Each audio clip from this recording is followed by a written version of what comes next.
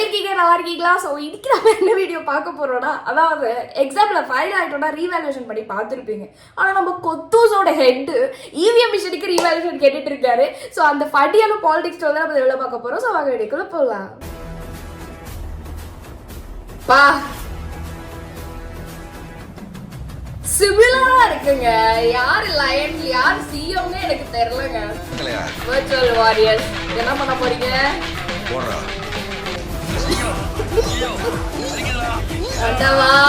ஐயோ அண்ணன் சீமான் அவர்கள் ஏன் பொன்னாடையை மறுக்கிறார்? எனக்கு தெரியல, உங்ககிட்ட பதில் தெரிஞ்சா. பொன்னாடை மட்டும் கிடையாது, பொன்னாடை மாலை இது எல்லாத்தையுமே அண்ணன் சீமான் அவர்கள் வந்து தவிர்ப்பாங்க.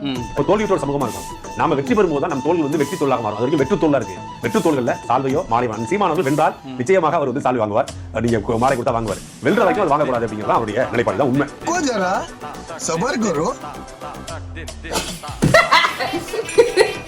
நம்ம அண்ணன் கிட்டே வாங்கிருக்காரு. அது என்னது இது? ஐயோ கடவுளே, சிட்டு தான் அவரு. நானும்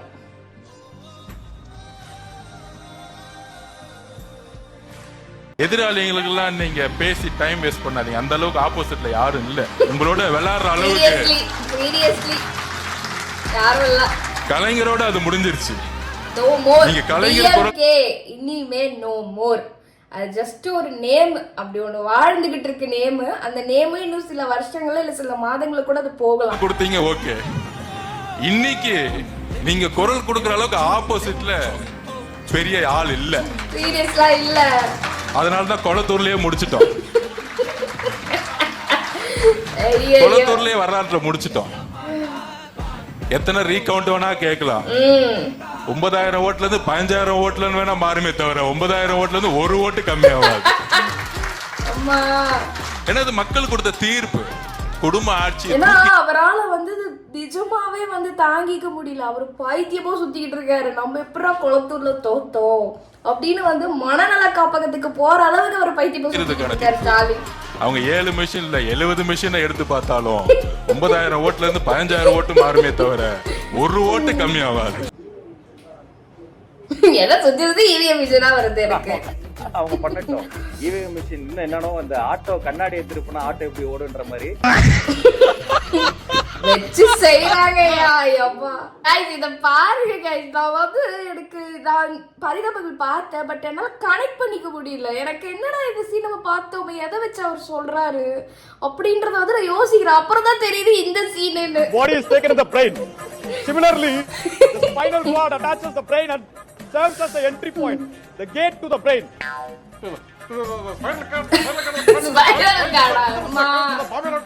கடவுளே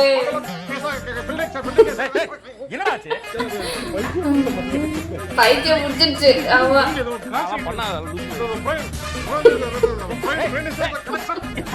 ஐயோ அப்பப்ப இந்த 3 படம் தனுஷன் அந்த நடுவில் 2-3 கேரக்டர்ஸ் வந்து போகல. அந்த மாதிரி அந்த பையன்டிக்கு என்ன ஆச்சுன்னு தெரியல. எதுக்கு சம்பந்தமே இல்லாம அதை பேசிக்கிட்டு இருந்தான்னு எனக்குமே புரியல. கர்நாடகாவின் நீர்நிலைகளை பார்வையிட தமிழக முதல்வர் விஜய்க்கு ஹெலிகாப்டர் ஏற்பாடு செய்துள்ளதாக கர்நாடக முதல்வர் டி.கே. சிவகுமார் தெரிவித்துள்ளார். இவனை மட்டும் கர்நாடகத்துக்கு அனுப்பிச்சு வச்சுக்க, காவேரியை கையோட அள்ளிக்கிட்டு தமிழ்நாட்டுக்கு கொண்டாந்துருவா சார். இவன் ஒரு கில்லி சார். டெல்லியில் செய்தியாளர்களுக்கு பேட்டி அளித்த அவர் காவிரி விவகாரத்தில் தமிழக அரசு தரப்பில் செல்போனில் பேசியதாகவும் அவர்களுக்கு உரிய மரியாதை வழங்குவது தம் கடமை என்றும் தெரிவித்தார். இவ்வளவு நம்ம செஞ்சிருக்கோம், எவ்வளவு மாற்றங்கள் வந்திருக்கு நம்மால தமிழ்நாட்டுக்கு வந்திருக்கு. ஆனா நம்ம ஆள முடியல. இன்னைக்கு 38 வயசு நமக்கு கட்சிக்கு 38 வயசு. நினைச்சு பாருங்க, 2 ஆண்டுகள் முன்பு கட்சி தொடங்கி இன்னைக்கு ஆளுங்கட்சி. நம்ம 38 ஆண்டு காலமாக எத்தனையோ போராட்டங்கள், எத்தனையோ ஆர்ப்பாட்டம், எத்தனையோ சிறை, எத்தனையோ சாதனைகள் செஞ்சிருக்கிறோம். எவ்வளவு மாநாடுகள் நடத்திருக்கிறோம். நம்மை போன்று தமிழ்நாட்டில் வேற எந்த கட்சியும் கிடையாது. இவ்வளவு நம்ம செஞ்சிருக்கிறோம், எவ்வளவு மாற்றங்கள் வந்திருக்கு நம்மால தமிழ்நாட்டுக்கு வந்திருக்கு. ஆனா நம்ம ஆள முடியல. இன்னைக்கு அந்த ஏக்கம் எல்லார் மத்தியிலும் இருக்கு, நம்ம மத்தியில இருக்கு. அதுக்கு ஒரே ஒரு ரீசன் தான் சார். நான் வந்து இதை எடுத்து வைக்கலாமான்னு எனக்கு தெரியல. பட் ஆனால் ஒரே ஒரு ரீசன் தான். அவர் மக்களை நம்பி இறங்கினாரு, நீங்கள் ஜாதியை நம்பி இறங்குனீங்க, அவ்வளவுதான். அது ஒரே ரீசனால மட்டும்தான் அவர் இங்கே ஆளுங்கட்சியாக இருக்காரு. நீங்கள் அவரை பார்த்து இன்னைக்கு புலம்பிட்டு மைக்கில் பேசிட்டு இருக்கீங்க, அவ்வளோதான்.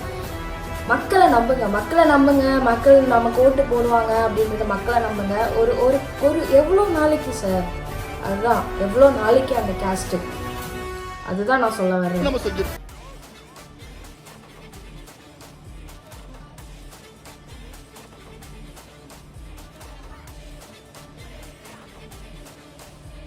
நான் வந்து எனக்கு ஒரு பழக்கம் இருக்கு கைஸ். அதாவது இப்போ இப்போ ஃபார் எக்ஸாம்பிள் இப்போ போன ஆட்சியில வந்து இவங்க டிஎம்கே முக ஸ்டாலின் இருந்தார்ல. ஸோ அந்த பிளேஸ்ல வந்து சடனாக அதான் நம்ம வந்து ஜெயிக்கவே மாட்டோம் அப்படின்னு சொல்லிட்டு ஹை பாசிபிலிட்டிஸ்ல தான் நிறைய பேர் வந்து சொல்லிக்கிட்டே இருந்தாங்க. இது வருஷ கட்சி தான், இது வந்து அது வராது அப்படின்னு தான் சொல்லிட்டு இருக்காங்க. நான் சும்மா நினைச்சு பார்ப்பேன், சிஎம் ஆயிட்டார்னா இவர் வந்து ட்ரெயினில் போகும்போது, இவர் வந்து மெட்ரோவில் போகும்போது, இவர் வந்து பஸ்ஸில் போகும்போது, இவர் வந்து ஆட்டோவில் போகும்போது, இவர் வந்து ரோட் ஷோ போகும்போது, இந்த மாதிரி சினோரியோலாம் நடந்தால் எப்படி இருக்கும், அதை வச்சு கம்பேர் பண்ணி பசங்க போட்டால் எப்படி இருக்கும் நான் சும்மா நினச்சி பார்த்துட்டே இருப்பேன். அதே மாதிரி அது நம்மளோட அந்த மேனிஃபெஸ்டேஷன் ஒரு பவர் இருக்குல்ல, அது அப்படியே எனக்கு நடக்குது கைஸ். இது அப்படிதான் எனக்கு தோணிட்டே இருக்கு. நம்ம ஒரு டைம்ல நினைச்சோமேடி, இப்ப அதை நீ லைவா பாக்குறியே அப்படின்னு எனக்கு தோணிட்டே இருக்கு. தமிழக முதலமைச்சர் விஜய் அவர்கள் குறித்து அவதூறு பரப்புனா உடனடியாக கைது செய்யக்கூடிய காவல்துறை, தமிழ்நாட்டில் ஒரு தவிர்க்க முடியாத தலைவராக இருக்கக்கூடிய திரு சீமான் அவதூறு பரப்புனா மட்டும் ஏன் நீங்க நடவடிக்கை எடுக்கல? உடனடியாக உங்களுக்கு நடவடிக்கை வேற எடுக்கணுமா? நீயே ஒரு 420 இவனே அதிகமா தான் பேசிட்டு கிடப்பான். இவன் வந்து பேசுறான் பாருங்க, எனக்கு அதுதாங்க கடுப்பா இருக்கு. இவங்க சேனல் எடுத்து இவன் இப்படிலாம் வந்து கிரிட்டிசைஸ் எடுத்து வைக்கிறான்ல, அதுக்கெல்லாம் அருகதையே கிடையாது. இவனுக்கு இந்த மாதிரி போட்டு அதுல வைத்து கழுவி சாப்பிட்றவங்க இவங்க. ஆனா இவங்க வந்து இந்த மாதிரி தவிர்க்க முடியாத தலைவர் எப்படா எங்கத்துல யோசிப்பியோ, நைட்டெல்லாம் யோசிப்பியோ எப்படிலாம் நம்ம அண்ணனுக்கு பேர் வைக்கலாம் அந்த மாதிரி யோசிச்சு வைக்கிறானா? என்ன இழவுனே ஒன்றும் புரியலையேங்க. இவன் பேசுறதுக்குலாம் இவன் இங்க வந்து பேசவே கூடாது. இவனை பிடிச்ச முதல்ல உன்னதான் முதல்ல உள்ள போடணும். அவர் என்ன வேலைக்கு செய்யறார், இல்ல அவர் என்ன படம் இயக்குறார், எப்படி அவர் எந்த தொழிலும் போகாம வருமானம் வருது, அதான் இந்த எப்படி அவர் களத்துல பிச்சை தான் எடுத்துக்கிறேன். சத்தியமா சொல்றேன், பிச்சை எடுத்தா வரேன். வெளியில சொல்றேன், கௌரவ பிச்சை தான். 10,000 என்ன சொல்ற? மச்சான் சுந்தர்சிக்கு போடுவேன், 1 லட்சம் கொடுத்துருப்பாரு, காசு கொடுத்துருந்தா 1 லட்சம் கொடுப்பாரு. அதாவது எனக்கு மனுஷன் இப்ப மட்டும் திருநெல்வேலி வாங்கி பழைக்கல, அப்பத்துல இருந்து திருநெல்வேலியில தான் அவர் வந்து வளர்ந்துருக்காரு. இது தெரியாம போச்சேங்க நமக்கு. கரூர் நெரிசலில் உயிரிழந்தோர் குடும்பத்துக்கு வழங்கப்பட்ட பணியாணை ரத்தான விவகாரத்தில் தமிழ்நாடு அரசு மேல்முறையீடு செய்ய இருக்கிறது. சூப்பர், விடவே மாட்டோம். அந்த 41 குடும்பத்துக்கு அரசு பணியை வாங்கி கொடுக்காம விடவே மாட்டோம். எனக்கு ஒண்ணுதான், எவ்வளவு சந்தோஷமா சுத்திக்கிட்டு இருந்தல, அதுக்காகவே உன்னை வச்சு செய்யணும்யா அப்படின்ற மாதிரிதான் இருந்தது. அவ்வளவு சந்தோஷமா சுத்திக்கிட்டு இருந்தானுங்க. என்னமோ ஏதோ ஆட்சியை பிடிச்ச மாதிரி ஒரு சந்தோஷம்.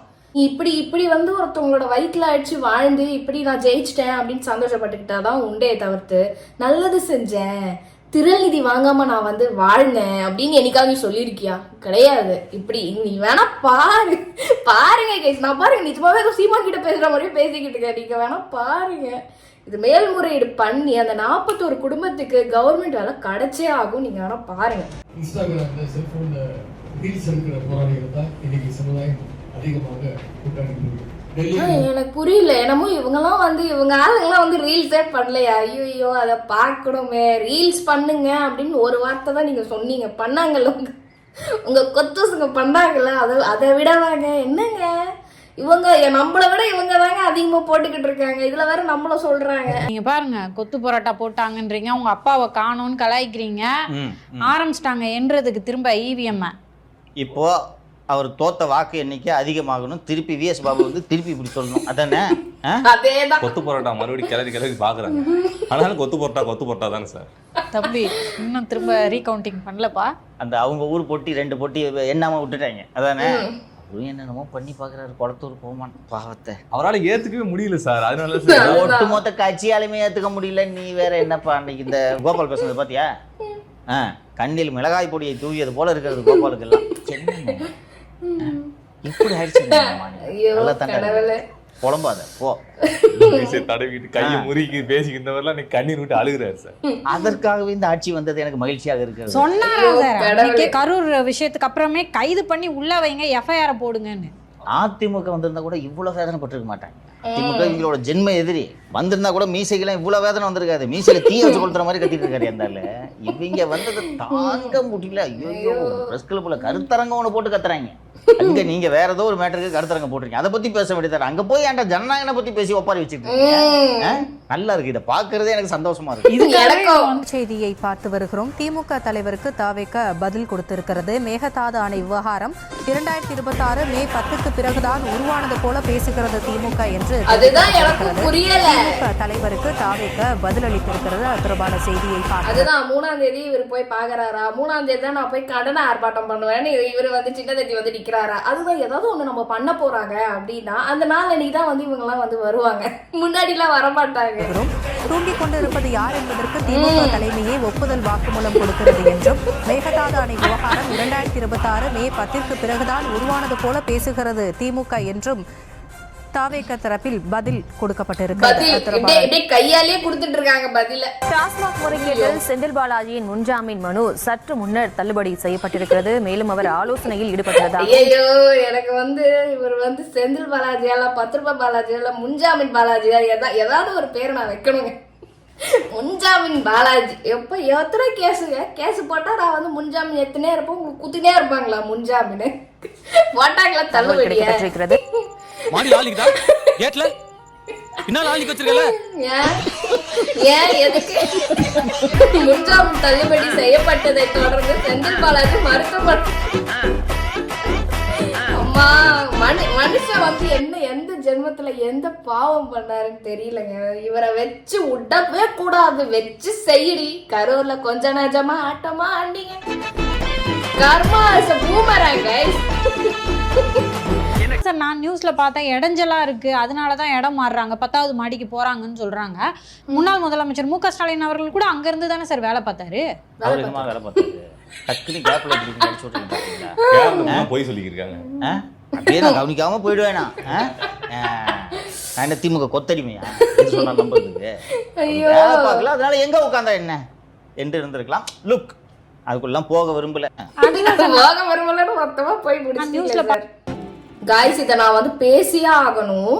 நம்ம என்னதான் வந்து பாலிடிக்ஸை பற்றி நம்ம ஃபன்னியாக வீடியோ வந்து பேசிட்டு நம்ம ட்ரால் பண்ணிட்டு இருந்தாலும் பட் இந்த மாதிரி ஒரு விஷயம் நம்ம பார்க்கும்போது இதை அப்படியே கடந்து போக என்னால் முடியல. என்னதான் வந்து எனக்கு இது எப்படி நான் கன்வே பண்ணுறதுன்னு எனக்கு தெரியல. எல்லாருமே வந்து ஓவர் 18 இருப்பீங்க என்னோட வீடியோ பார்க்குறவங்க. ஸோ நான் எப்படி என்னோட நாலேஜ்க்கு நான் உங்களுக்கு வந்து கொண்டு சேர்க்க போகிறேன்னு எனக்கு தெரியல. பட் என்னோட பெட்டர் வேவாக நான் வந்து சொல்கிறேன். ஸோ வந்து இப்போ இதில் வந்து இவங்க சொல்லியிருக்கிறதுனா கர்நாடகாவில் வந்து 18லேருந்து 25 அந்த ஏஜ் ஃபேக்டர்ஸில் இருக்கிறவங்களுக்கு HIV பாசிட்டிவாக வந்திருக்காமா கர்நாடகாவில். ஸோ வந்து பெங்களூர்னா இப்படி தான், பெங்களூர்னா அப்படி தான் அப்படின்னு நான் சொல்ல விரும்பலை. ஸோ இது வந்து தமிழ்நாட்டிலையும் இருக்கலாம், எல்லா இடத்துலையுமே இருக்கலாம். அது வந்து அந்த டெஸ்ட் எடுக்கும் போது தான் தெரியும். ஒரு ரிலேஷன்ஷிப்பில் இருக்கீங்க பட் ஆனால் அந்த ஒரு தனி மனித ஒழுக்கம்னு ஒன்று இருக்குல்ல, அதை வந்து ஃபாலோ பண்ணணும்னு நான் வந்து நினைக்கிறேன். இது பொண்ணாக இருக்கட்டும் பையனாக இருக்கட்டும், ஓகேவா, ஓவர் 18 இருக்கட்டும் பிஃபோர் 18 இருக்கட்டும். ஸோ இது வந்து எனக்கு தெரியல, இது 18க்கு அப்புறம் தான் இவங்க இதெல்லாம் செக் பண்ணாங்க. பிஃபோர் 18 எத்தனை பேருக்கு இருக்குன்றதே எனக்கு தெரியல. தமிழ்நாட்டில் இல்லை எந்த இடத்துல இருக்குன்னு எனக்கு தெரியல. பட் அந்த ஒரு தனி மனித ஒழுக்கம் நமக்குள்ளே இருந்தால் மட்டும்தான் இந்த மாதிரியான விஷயத்துல இருந்து நம்மளை காப்பாற்றிக்க முடியும். மேக்சிமம் இதெல்லாம் வந்துட்டாலே என்ன மருந்து இருக்கா இல்லையான்றது கூட எனக்கு ஐடியா இல்லை. சும்மா சஸ்டெயின் ஆகலாம், ஒரு லைஃப் பீரியட் வரைக்கும் சஸ்டெயின் ஆகலாம். அதுக்கப்புறம் ஒரு ஆசைக்கு நீங்கள் அதை பண்ணிடுறீங்க. பட் ஆனால் வந்து அந்த தனி மனித ஒழுக்கம்ன்றது வந்து வேணும்ல, அந்த ஒரு பிரின்சிபல்லாம் வேணும்ல. அப்புறம் என்ன நீங்கள் வாழ்க்கையில் பார்க்க போறீங்க? அவ்வளோதான் நான் சொல்றது. 41 நாள் வந்து விஜய் வெளியே வரல, நாங்கெல்லாம் முடிச்சுறோம் கதை நினைச்சுட்டு இருக்கிறோம் நம்ம எல்லாரும். திடீர்னு பார்த்தா ஓட்டு எண்ணிக்கிட்டே இருக்கிறாங்க, பாதி ஓட்டு விசில் இருக்கும். ஏன்னா ஒரு இடத்துல கூட விசில் வரையவே இல்லைங்க. ஒன்றியம் என்னைய பாக்குறாங்க, நான் ஒன்றியத்தை பாக்குறேன். ஏன்னா இந்த பூத்துல என்னடா 300 ஓட்டு வருமாடா, 500 ஓட்டுல எங்க 150 உடச்சு 150 விசில் இருக்குங்கிறான். சரி இது விட நம்ம என்ன அங்கதான் அதிகமா ரெடி ஆயிட்டீங்களா? ரெடியா வீடியோ போடுங்க. அவர் விஜய் பேசுறாரு. நான் 1 மணி நேரத்தை பார்த்து எனக்கு நெஞ்சு வலி லைக் போட்டுருக்கேன். அதுல சொல்றாங்க, இதுல சொல்றாங்க. இந்த படத்துல நாமே படம் பார்க்கல சொல்றேன். நீங்க எல்லாம் பேசின ஸ்பீச் என் தளபதி விஜய் பேசினா அதுமா தளபதி சார், நம்ம தளபதி சிஎம் அண்ணா விஜய் அண்ணா அவருக்கு எந்த அளவுக்கு அந்த ஒரு பீக் அண்ட் பவர் இருக்கோ அதே பவர் அந்த விசில் சிம்பிளுக்கும் இருக்கு, அந்த விசில் அந்த சவுண்டுக்கும் இருக்கு. ஸோ அது ஒரு சாதாரணமான ஒரு விஷயம் இல்லை, அது நம்மளோட சின்னம். ஓகேவா, விஜய் அண்ணாக்கு எந்த அளவுக்கு வந்து அந்த ஒரு பவர் இருக்கோ அந்த விசிலுக்கும் சிமிலரான ஒரு பவர் இருக்கு. ஸோ அவ்வளோதான் guys வீடியோ. ஹோப்ஃபுல்லி இந்த வீடியோ உங்களுக்கு ரொம்ப பிடிச்சிருக்கும்னு நினைக்கிறேன். நெக்ஸ்ட் ஒரு சூப்பரான வீடியோ உங்களை பார்க்குறேன். பாய்.